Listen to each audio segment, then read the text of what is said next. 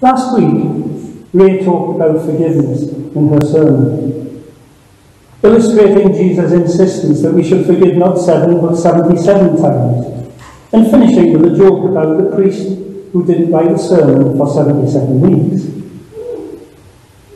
There was a time this week when I thought I was going to have to make an excuse that I hadn't written a sermon, and seek your forgiveness.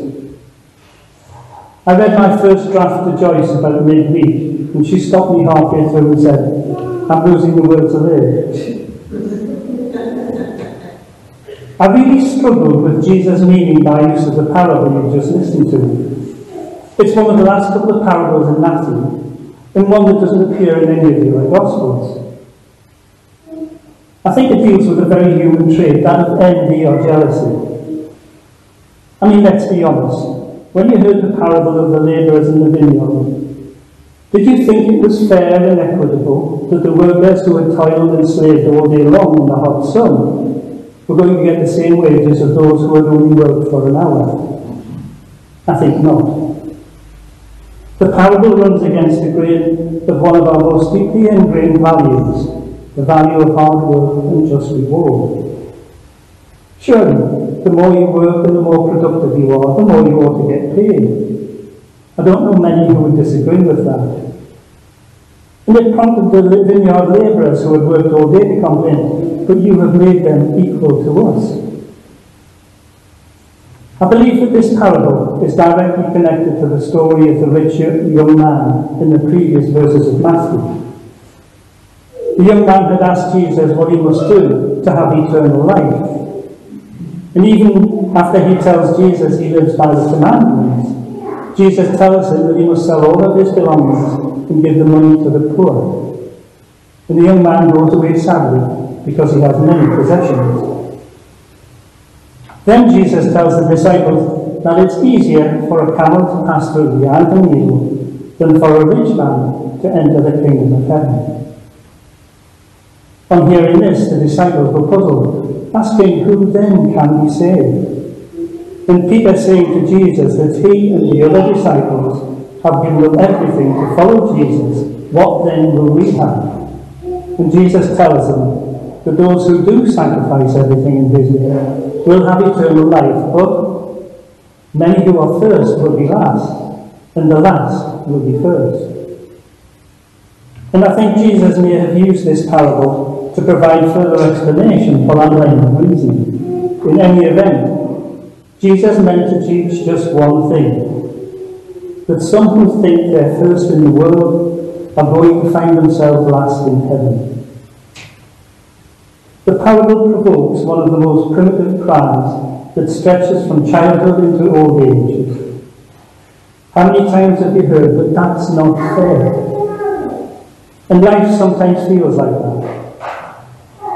Take COVID-19. Is it fair that we must all suffer additional lockdown? Apparently because the young generation are less inclined to stick to the rules. Is it fair that the older generation are more at risk of serious consequences from the infection than the young? What then is the alternative? That our children and grandchildren should be at greater risk? Just last Friday, our daughter got married. The day before what is certainly one of the happiest days of her life, she was visited by workmates who she hasn't seen for some time because they've been furloughed, while she has worked from home. They brought gifts and warm wishes for her future, while they themselves are facing an uncertain future because they are to be made redundant. It didn't feel fair. Going back to the parable, the landowner hired workers early in the morning and promised to pay them whatever is right. He then went back at 9 o'clock, at noon, at 3, taking on more labourers. And lastly, at 5, he hired labourers to work the last hour of the day. I think what Jesus is saying is that the rewards of heaven are not given in payment for works that we have done or the length of time we have done so. The labourers in our text were only hired for a short period, and it's only a short time that we have to work for the Lord. But the reward is for eternity. And that thought should encourage us to use our time wisely and work hard. If in this parable God is a landowner, what does it mean? That God isn't fair? Perhaps. That God's sense of justice is different to ours? Probably. That God's grace is beyond anything we can imagine? Absolutely. It is only if you truly enjoy what you are doing that you will not look over your shoulder and compare your situation with others. Can you remember how grateful you were when you got a call or a letter offering you a job? But what happens to that feeling of gratitude once you've been in the job for a while and the newness goes on? I suppose that when all is said and done, we always feel a little proud about the iniquities of life, the unfairness of it all. And perhaps you'll continue to harbour a little resentment towards those who seem to get an easy ride. Let's just say it's because we are human, not God. Even so, let's trust God to be just, in spite of our humanness, so that when the day comes, as one day it surely will, there will be grace for us all. I'd love to finish with a joke, but I'm not brave enough to. But I'll finish with an anecdote.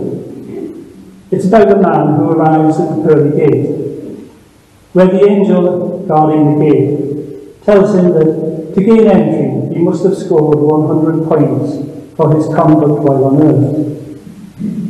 So the man starts by saying, well, I've worked hard all my life, I've looked after my family, I've been a good man. Excellent, says the angel, that's 1 point. But I went to church regularly, I gave to charity. Excellent, that's another point. Oh dear, says the man, I think I need God's grace to gain entry. Correct answer, 98 points. Well, amen.